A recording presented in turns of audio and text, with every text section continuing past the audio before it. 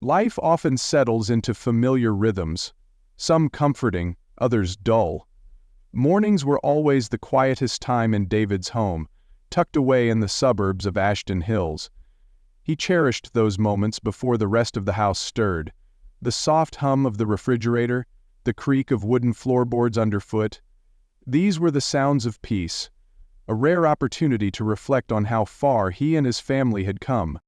David had met Sophie in college, a whirlwind romance that seemed almost too perfect to be true. Sophie was ambitious and full of fire, the kind of woman who made you believe that anything was possible. They married young, and before long their daughters Clara and Emily were born. The girls were the light of David's life, filling the house with energy, laughter, and the occasional chaos that only children could bring. As the years passed, their family found its rhythm. Sophie managed the logistics of their busy lives, school schedules, extracurricular activities, and dentist appointments. Meanwhile, David took pride in the simpler things, fixing the leaking faucet, planning Sunday barbecues, and being the constant presence his daughters could rely on.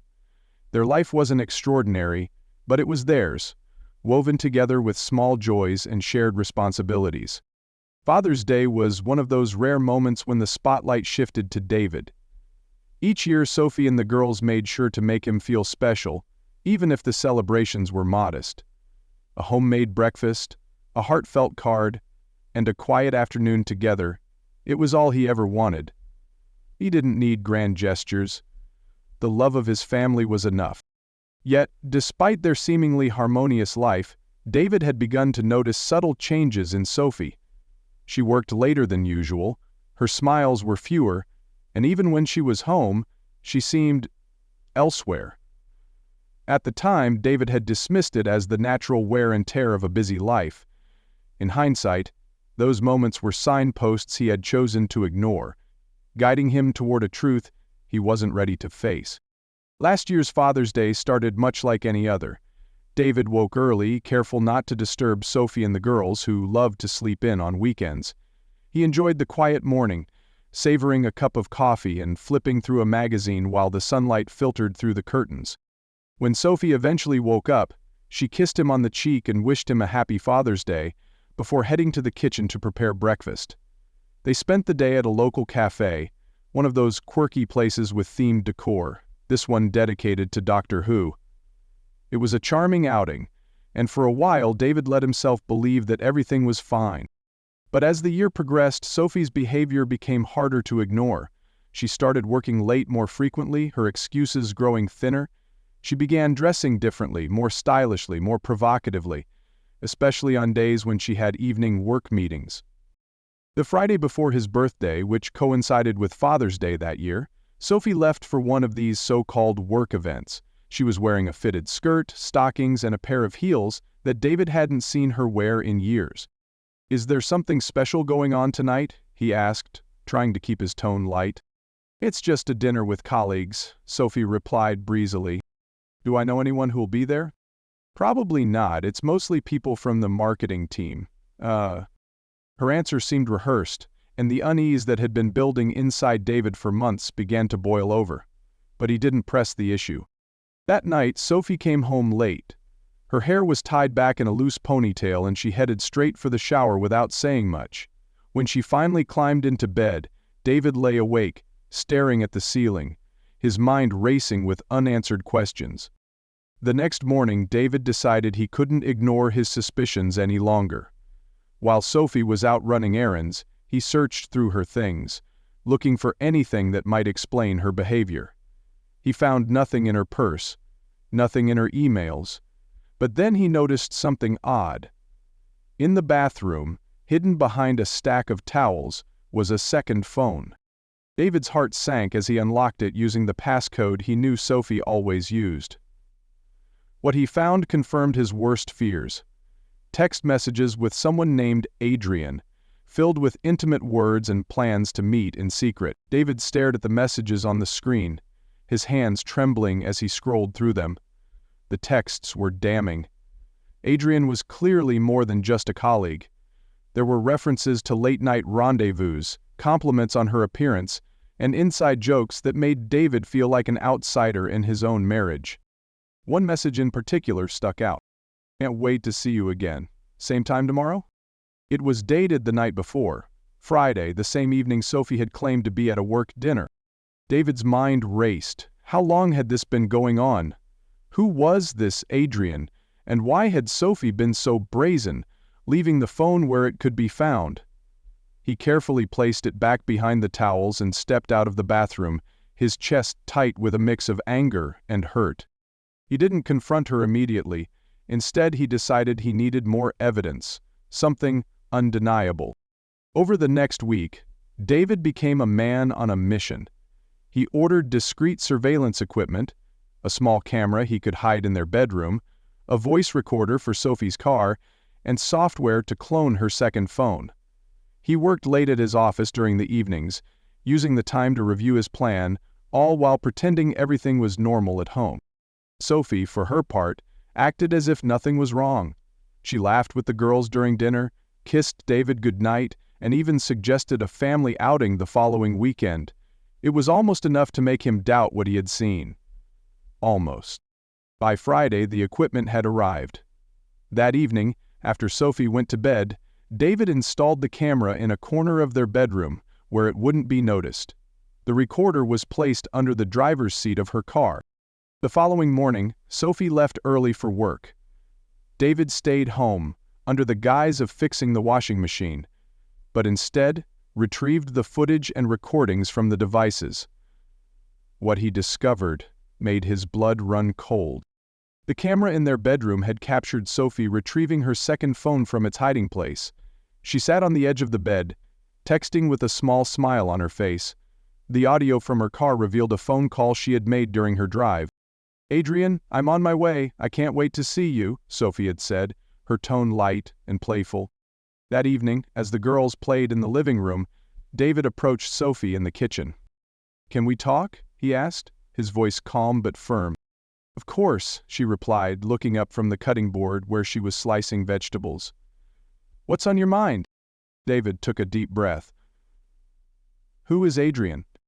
The knife in Sophie's hand faltered for a split second before she set it down.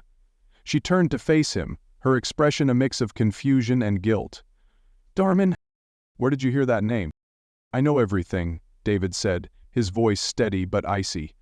"I know about the texts, the calls, the second phone. I know you've been lying to me." Sophie's face drained of color. She opened her mouth to speak but closed it again, as if weighing her options. Finally she sighed.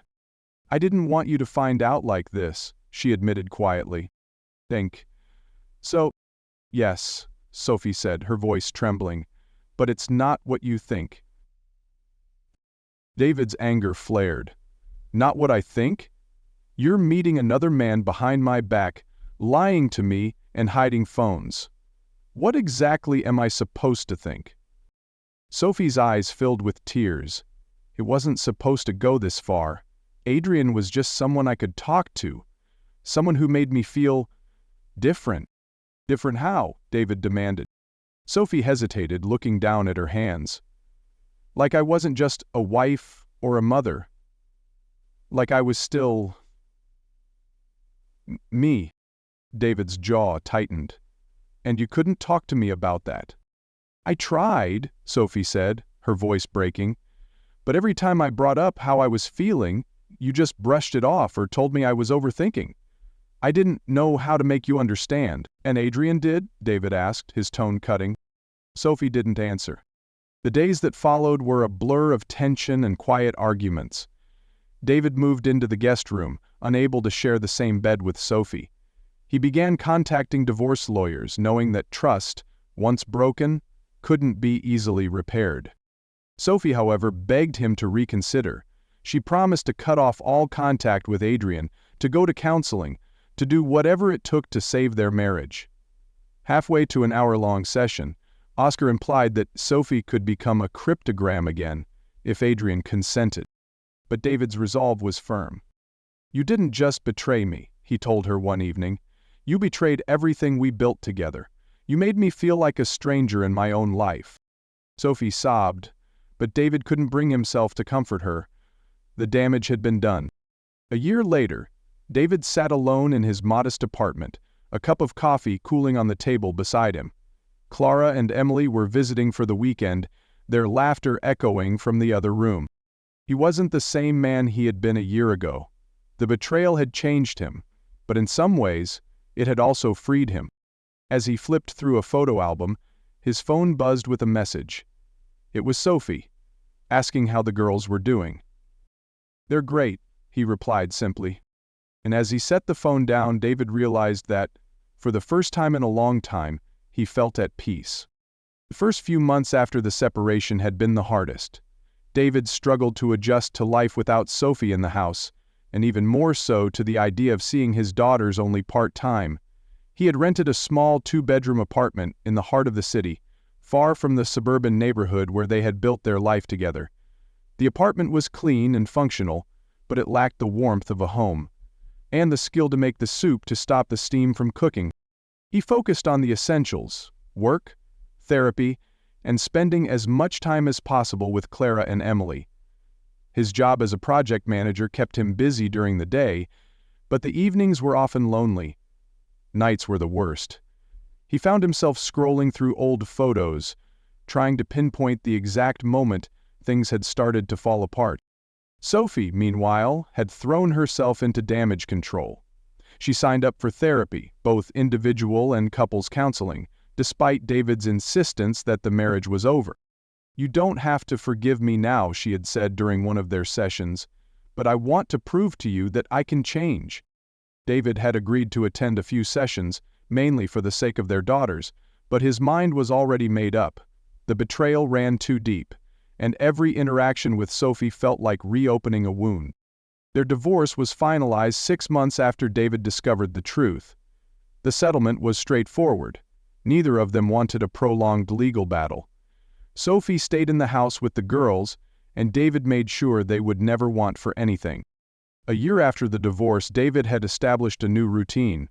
Clara and Emily spent every other weekend with him, and those days became the highlight of his life. Trips to the zoo, movie nights with popcorn, and lazy Sunday mornings making pancakes together. The girls adapted quickly to the new arrangement, though Clara, now 12, occasionally asked difficult questions. "Dad, do you still love Mom?" she asked one night as they sat on the couch, watching a nature documentary. David paused, choosing his words carefully. "I'll always care about your mom because she's your mother," he said. "But sometimes, even when two people care about each other, they can't stay together." "Is it because of Adrian?" Clara asked, her voice barely above a whisper. David looked at her, startled. "What do you know about Adrian?" "Just that Mom said she made a mistake," Clara replied, avoiding his gaze. David sighed. He had promised himself he wouldn't badmouth Sophie in front of the girls, no matter how much pain she had caused him. "Your mom and I both made mistakes," he said finally, "but what matters now is that we both love you and Emily more than anything. So what do you say? You want to keep in touch? Do you need any help?" Clara nodded, seeming satisfied with the answer, and leaned her head against his shoulder.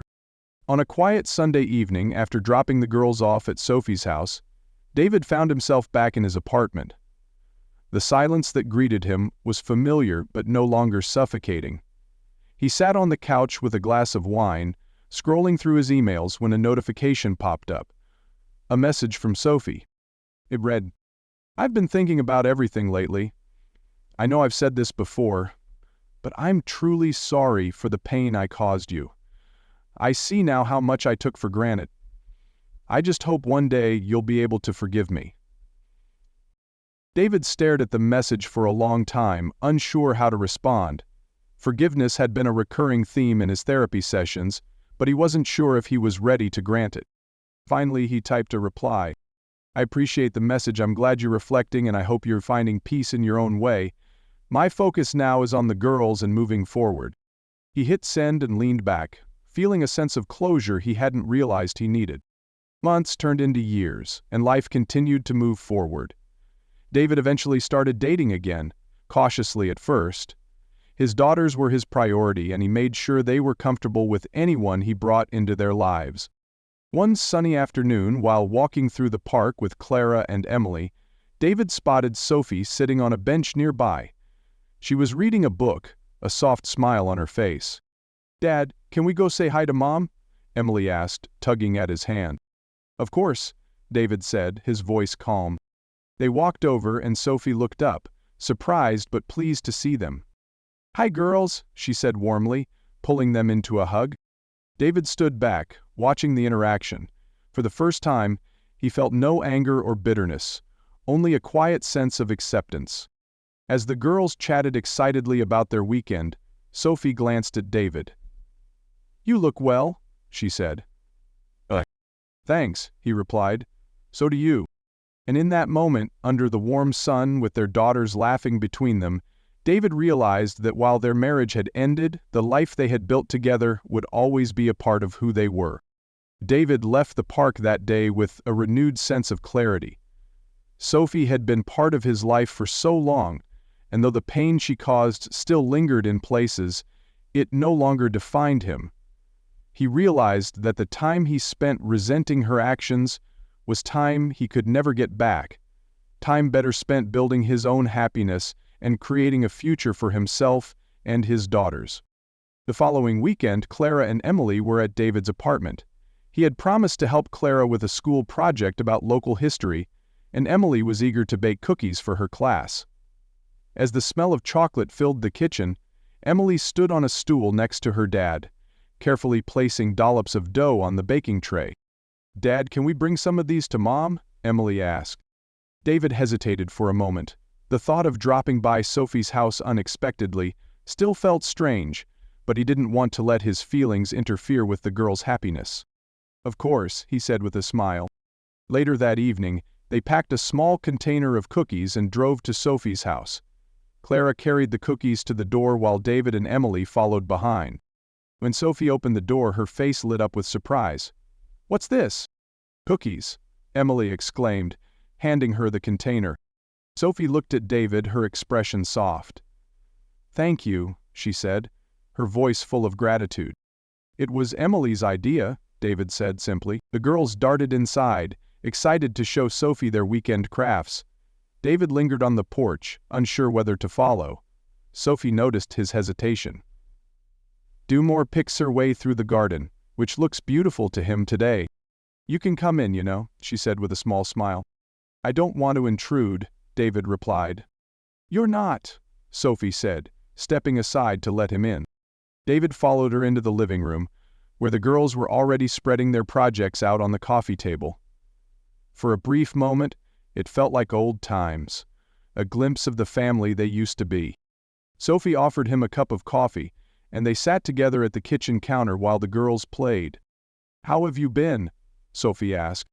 "Busy," David replied honestly. "Work's been hectic, but it keeps me distracted." "And personally?" she pressed gently. David considered her question. "I'm doing better. It's taken time, but I'm getting there." Sophie nodded, looking down at her cup. "I'm glad to hear that." They sat in companionable silence for a while, the quiet hum of the house filling the spaces between their words. As time passed, the awkwardness between them began to fade. They weren't friends, exactly, but they found ways to co-parent effectively. The girls thrived under the new arrangement, their parents' growing civility creating a sense of stability. One day, Sophie suggested they attend Clara's school play together. "It might be nice for the girls to see us there as a family," she said. David hesitated. The idea of sitting beside Sophie in a crowded auditorium, pretending everything was normal, felt strange, but for Clara's sake he agreed. The night of the play, David arrived early to save seats. Sophie joined him a few minutes later, dressed in a simple but elegant outfit. She smiled nervously as she sat down, and for a moment David saw a flicker of the woman he had fallen in love with all those years ago. When Clara's performance began, both of them beamed with pride. They clapped loudly at the end, their shared joy briefly bridging the divide between them. After the play, Clara ran up to them, her face glowing with excitement. "Did you see me? What did you think?" "You were amazing," Sophie said, pulling her into a hug. "Absolutely," David added. "You were the best one on stage." As they walked back to their cars, Sophie turned to David. Thank you for coming tonight. It meant a lot to Clara. It meant a lot to me too, David admitted. The months continued to roll by, and life gradually found its new normal. David's apartment started to feel more like home, filled with photos of the girls and little reminders of their time together. He began to reconnect with old friends, something he hadn't prioritized during his marriage. One evening, while out with his friend Mark, the topic of dating came up. "So, are you seeing anyone?" Mark asked, taking a sip of his beer. David chuckled. "Not yet. I'm not sure I'm ready." "You've been saying that for a year," Mark teased. "Maybe it's time to take the plunge." David shrugged, but the idea stayed with him. A few weeks later, on a sunny Saturday morning, David found himself at the local farmers market with Clara and Emily. As the girls explored the stalls, David struck up a conversation with a woman selling homemade candles. Her name was Rachel, and there was an easy warmth about her that caught David's attention. By the time he left the market, he had bought 3 candles he didn't need and had Rachel's number saved in his phone. David hesitated before texting Rachel. For days, her number sat in his phone, a silent reminder of the possibility of moving on. It wasn't that he was afraid of dating.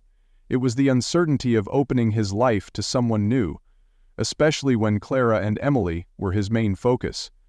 But eventually, late one evening, he typed out a simple message. "Hi Rachel, it's David from the market. I just wanted to say thanks for the candles. They're fantastic. I hope you're having a great week." Her reply came quickly. "Hi David. So glad you're enjoying them. It's been a busy week, but hearing from you just made it better." They began texting regularly, their conversations easy and unforced. Rachel had a way of making David laugh, her wit and genuine curiosity about his life pulling him out of his usual guarded shell. Eventually, he worked up the courage to ask her out for coffee. Their first meeting was simple but warm. They talked about everything: Rachel's small candle business, David's career, and most importantly, their shared experiences as single parents. Rachel had a young son, Max, and she spoke about him with the same affection David had for Clara and Emily. "It's a juggling act, isn't it?" Rachel said, stirring her latte. "Trying to make time for them while also figuring out how to take care of yourself." David nodded. "It is, but honestly, they make it all worth it." By the end of their coffee date, David felt a sense of connection he hadn't experienced in years. Meanwhile, his co-parenting dynamic with Sophie continued to improve. They had settled into a rhythm, each respecting the other's boundaries while maintaining open communication for the sake of the girls. Sophie seemed genuinely happy to see David rebuilding his life, though she never asked directly about Rachel. One afternoon, during a drop-off, Sophie lingered at the door. "Can I ask you something?" she began hesitantly. "Of course," David replied. "He does. Are you seeing someone?" David paused, unsure how much to share. "I've met someone, yes.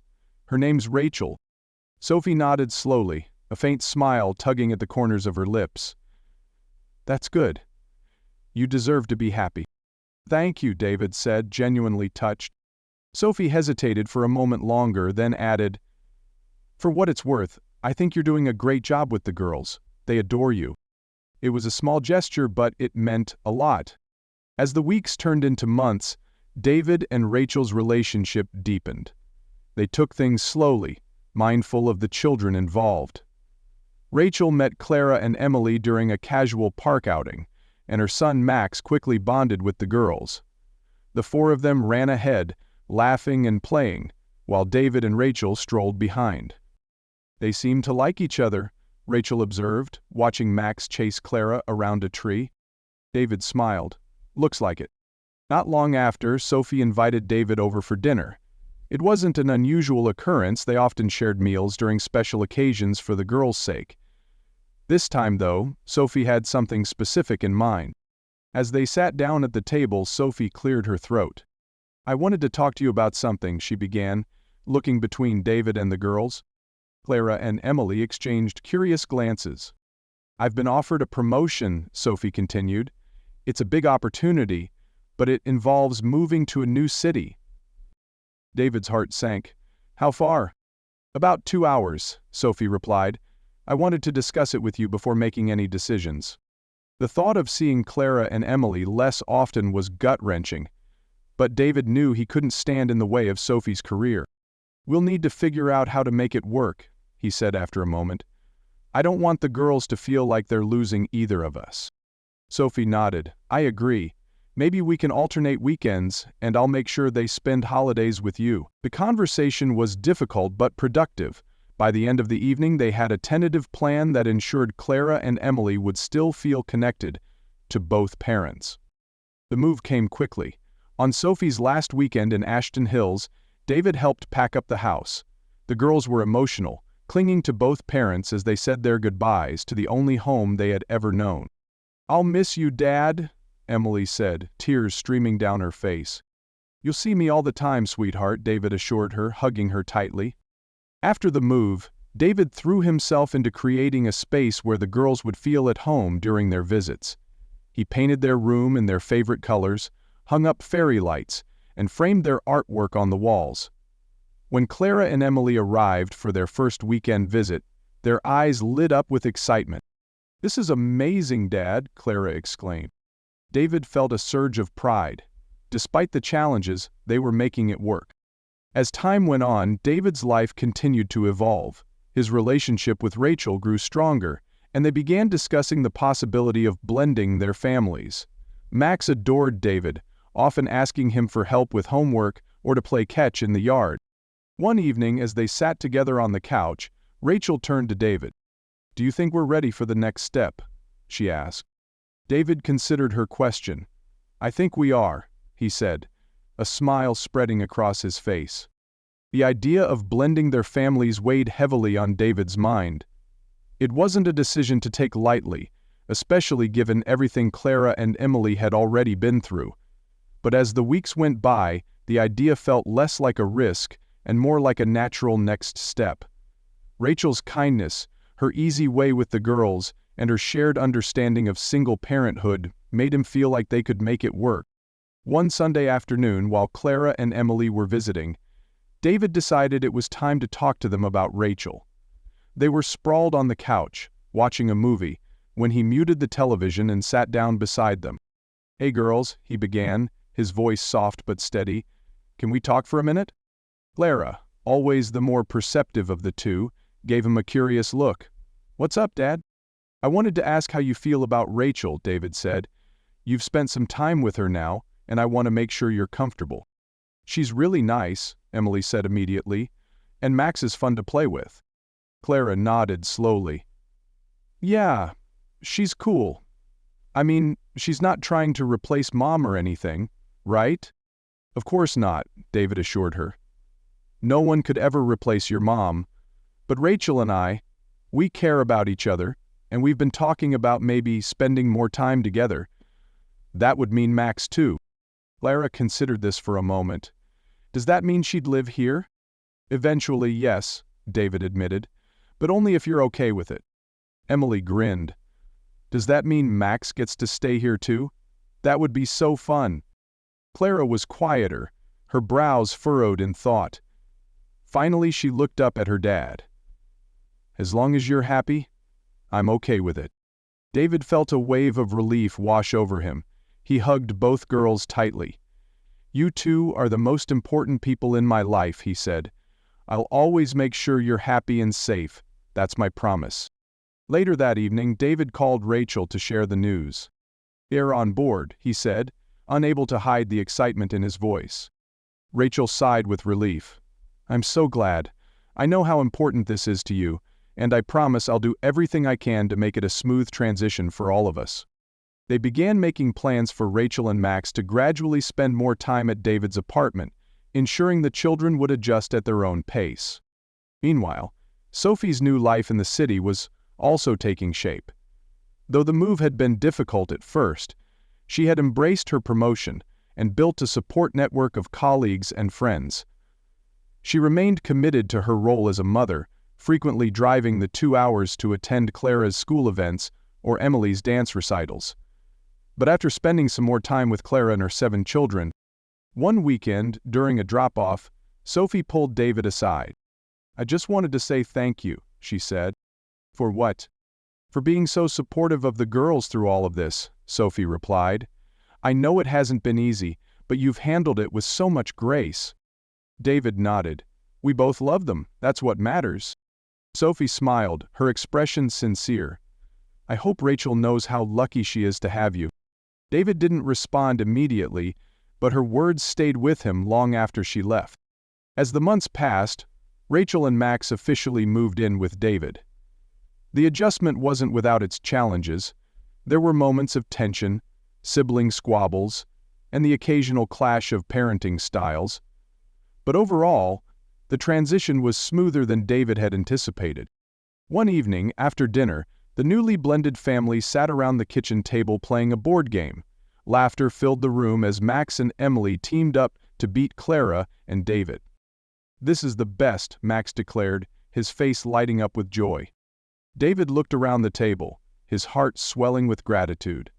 For the first time in years, he felt whole again. Like months turned into seasons, and the new dynamic within David's household began to settle into a comfortable rhythm.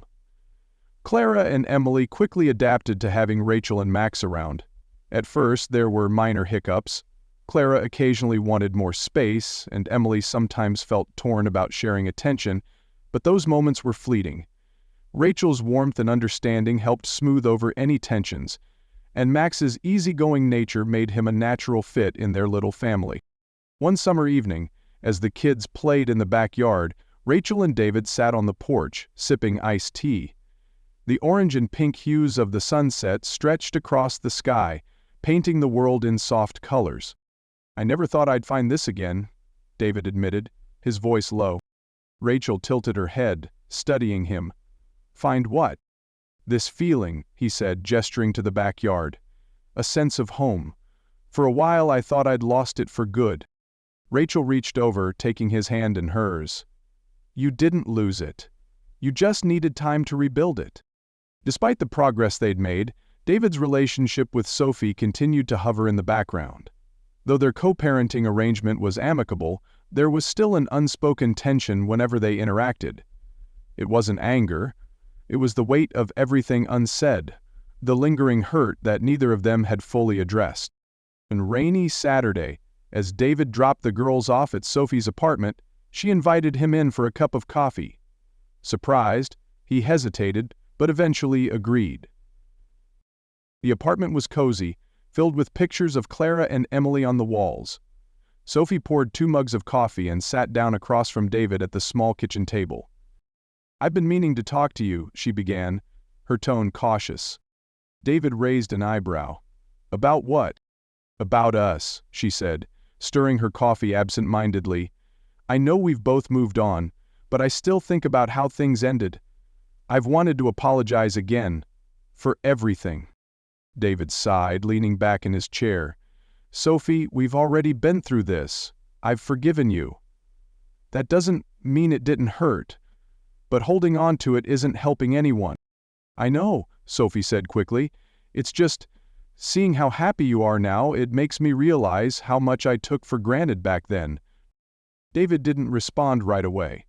Instead, he looked out the window, watching the rain streak down the glass. "I think we both took things for granted," he said finally. "But what matters now is that we're giving Clara and Emily the stability they deserve. That's all I care about." Sophie smiled softly. "You've always been a good father, David. I hope you know that." That conversation marked a turning point. While they were far from being friends, there was a new sense of closure between them. A mutual understanding that allowed them to focus solely on their daughters. As the holidays approached, Rachel suggested hosting a combined Thanksgiving dinner with Sophie and the girls. "Are you sure about this?" David asked, skeptical. "Absolutely," Rachel said with a smile. "The kids will love it, and it's a chance to show them that we're all on the same team." David reluctantly agreed, and the evening turned out to be a surprising success. Sophie brought her famous pumpkin pie, and Rachel prepared a beautiful roast turkey. The adults shared polite conversation, while the kids laughed and played, thrilled to have everyone together. At one point, as Sophie and Rachel chatted in the kitchen, David watched them from the dining room.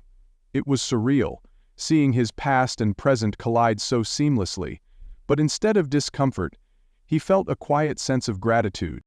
The years continued to pass and life moved forward. Clara and Emily blossomed into confident, kind-hearted young women. Clara excelled in academics, earning a scholarship to a prestigious university, while Emily's love for dance turned into a promising career path. Rachel and David eventually decided to marry in a small, intimate ceremony at a local park. Clara and Emily stood by his side, their support unwavering, while Max proudly walked Rachel down the aisle. As David exchanged vows with Rachel, he felt an overwhelming sense of peace. It wasn't the life he had envisioned all those years ago, but it was a life he had built through resilience, love, and forgiveness. In the end, David learned that life rarely goes as planned. There are detours, heartbreaks, and moments of uncertainty. But there is also joy, connection, and the chance to start anew. And as he stood on the porch that evening, watching the sun set over his bustling, blended family, he knew that he had found his way home. The years brought growth, change, and challenges, but the pieces of David's life had started to settle into a mosaic he could finally admire. His home, once filled with uncertainty, now echoed with laughter, the chatter of teenagers, and the occasional thud of Max's soccer ball against the kitchen wall. Clara was preparing for her high school graduation, a milestone that made David feel both proud and nostalgic. She had grown into a thoughtful and determined young woman, her academic achievements matched only by her sharp wit. Emily, now in middle school, was becoming more independent, her love for dance fueling her ambition. Rachel often joked that Emily would one day tour the world, and David didn't doubt it for a second. Rachel had fully integrated into their lives, not as a replacement for Sophie, but as a partner who brought her own unique light. Max, too, had found his place within their blended family. His bond with Clara and Emily had grown beyond playful camaraderie into genuine sibling closeness. One evening, as David and Rachel sat on the couch after dinner, Clara joined them, her face thoughtful. "Dad, can I talk to you about something?" she asked, her voice tinged with hesitation. "Of course, sweetheart. What's on your mind?" Clara perched on the arm of the couch, fidgeting with the hem of her sweater. "I've been thinking about graduation, and about how I want both you and Mom there. Together." David exchanged a glance with Rachel, who gave him a reassuring nod. "Clara, you know your mom and I are always there for you. Whatever you need, we'll make it work." Clara smiled, but her expression remained serious. I don't want it to feel awkward. I want it to feel like we're still a family, even if things are different now." David felt a pang of guilt, though he knew it wasn't deserved. He reached for Clara's hand. "I promise we'll do everything we can to make it a special day for you. And I know your mom feels the same way." As the graduation approached, David and Sophie worked closely to coordinate the celebration. It was the first time in years they had planned something together, and though their interactions were polite and efficient, there were moments of shared nostalgia. "Remember when Clara did her first science fair?" Sophie asked during one of their calls. David chuckled. "How could I forget? She insisted on making a model volcano and we ended up with baking soda all over the kitchen." "She was so proud of that project," Sophie said, her voice soft. "It's hard to believe she's graduating already." "It is," David agreed. "But she's ready for this. We've done our job." On the day of the graduation, the entire family gathered in the school auditorium. David sat next to Rachel, while Sophie was seated on Clara's other side. They exchanged smiles and small talk, their shared pride in Clara overriding any lingering discomfort. When Clara's name was called, the room erupted in applause. David felt a lump in his throat as he watched his daughter walk across the stage, her cap slightly askew, but her stride confident. After the ceremony, they posed for pictures in the school courtyard. Clara insisted on a photo with everyone together, her parents, Rachel, Max, and Emily. As they gathered around her, Clara grinned. "This is perfect," she said, her voice brimming with joy. David glanced around the group, his heart swelling with gratitude. It wasn't the life he had imagined all those years ago, but it was a life he had fought for. A life filled with love, resilience, and second chances. Later that evening, as the celebration wound down, David found himself standing on the porch, watching the stars. Rachel joined him, leaning against his shoulder. "Today was a good day," she said. "It was," David agreed, wrapping an arm around her. "You've built something incredible here, David. You should be proud," Rachel said, her voice warm. David nodded, his gaze fixed on the horizon. "I am, but there's still more to do." The summer after Clara's graduation was filled with milestones and quiet moments of reflection. David felt an acute awareness that his life was at a turning point, not just as a father, but as a man who had weathered so many storms to reach this place. Clara spent her final weeks at home preparing for college, her room gradually emptying as she packed boxes and suitcases. Emily tried to act indifferent, but David could see the cracks in her facade. Her big sister leaving was a seismic change, and it wasn't easy to hide. One evening, as David was tucking Emily into bed, she looked up at him with watery eyes. "Will Clara still come home for holidays?" "Of course she will," David said, smoothing her hair. "This will always be her home, just like it's yours." Emily sniffled. "I don't want things to change." David smiled gently. "Change can be scary, but it's also how we grow. And even when things change, the important stuff stays the same. You and Clara will always have each other, no matter where she is." Emily hugged him tightly, and for a moment, David thought of all the times he had doubted himself as a father. But moments like this reminded him that love and presence were what mattered most. On Clara's last weekend at home, the family hosted a farewell barbecue. Sophie arrived early to help Rachel with the food, their teamwork smooth and natural. Max chased Emily around the yard with a water balloon, while Clara sat with their friends under the shade of the big oak tree, laughing and reminiscing. David manned the grill, flipping burgers and hot dogs while watching the scene unfold. It struck him how different his life was now compared to a few years ago. The pain of the past no longer held power over him. Instead, it had shaped him into someone stronger, more grounded, and ready to embrace the future. As the sun set and the guests began to leave, David gathered everyone, Rachel, Max, Sophie, Clara, and Emily, for one last toast. "To Clara," he said, raising his glass, "for the adventures ahead and the incredible woman you're becoming. We're all so proud of you." Clara blushed, her eyes glistening with tears. "Thank you, Dad, for everything." The next morning, they drove Clara to her college dorm. The goodbye was emotional, but filled with hope. David hugged her tightly, whispering, "You're going to do amazing things, and we'll always be here for you." Clara nodded, her voice breaking. "I love you, Dad." As they drove away, Emily stared out the window in silence. Rachel reached over, placing a comforting hand on David's. "She'll be okay," Rachel said softly. "I know," David replied, though his chest felt heavy. In the weeks that followed, the house grew quieter, but it wasn't empty. Emily, Max, and Rachel kept the energy alive, and David found himself relishing the new pace of life. He and Rachel talked about the future, their dreams of growing old together, and their plans to make the most of the family they had built. One evening, as they sat on the porch watching the stars, a ritual that had become their shared solace, David turned to Rachel. "I've been thinking about what's next," he said. Rachel smiled. "What do you mean?" "For us," David said. "For our family. I want to keep building, keep growing. I want to make sure the kids know that no matter what happens, they'll always have a place to come back to. A place filled with love." Rachel leaned into him, her voice soft. "You've already done that, David. This is home.